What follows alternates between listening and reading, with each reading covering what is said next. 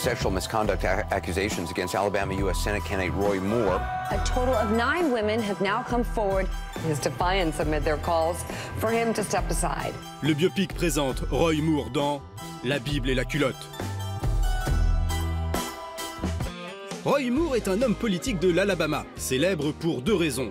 Son amour inconditionnel pour Dieu et son comportement déplacé envers des adolescentes. Voici le témoignage de Beverly, 16 ans à l'époque des faits. J'ai essayé de le repousser. Je l'ai supplié d'arrêter. Mais au lieu de ça, il a commencé à me serrer le cou et à pousser ma tête vers son entrejambe. Ces récentes accusations font tache dans le CV de Roy qui jusque-là avait tout du parfait bigot.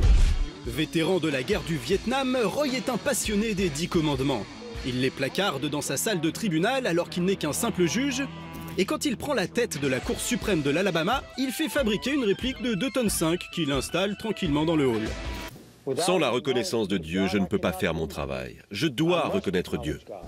La justice ordonne à Roy de retirer la stèle. Roy refuse et Roy se fait virer. Mais ce bon croyant continue de brandir sa foi au nez de tous. Et il existe une chose que Roy déteste au plus haut point, l'homosexualité. Le comportement homosexuel devrait être illégal, oui. Savez-vous que la bestialité, qu'une relation entre un homme et une bête, est interdite dans tous les États? Est-ce que je vous ai parlé de coucher avec une vache ou un cheval? Non, mais c'est la même chose. Devenu une icône des conservateurs, Roy se dit qu'il pourrait prêcher la bonne parole en politique. Il se présente donc au poste de gouverneur sur un air de gospel. Hey Alabama, it's a brand new day. It's a brand new day. Roy se présente 2 fois et échoue 2 fois. En 2012, il brigue de nouveau le poste de président de la Cour suprême de l'Alabama. 9 ans après sa destitution et malgré un disque rayé, Roy remporte l'élection. Le mariage des gens de même sexe sera la destruction ultime de notre pays parce que cela détruit la fondation même de notre nation.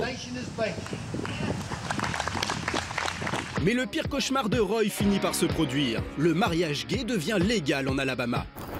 Roy entre en résistance. Il ordonne au juge de l'État de ne pas respecter cette décision. Bien évidemment, ce n'est pas constitutionnel. Roy est à nouveau suspendu de ses fonctions. Depuis le début de cette histoire, on me fait un procès politique. On veut me limoger à cause de mon combat contre le mariage homosexuel. Cette année, Roy se présente au poste de sénateur de l'Alabama. Soutenu par un aéropage très à droite, dont Nigel Farage, Steve Bannon et Chuck Norris, Roy se la joue cow-boy, illuminé des armes à feu. Moi, je crois au 2e amendement. Naturellement, il se rend au vote à cheval. Ces bêtes n'ont pas besoin d'essence. Il obtient l'investiture du Parti républicain.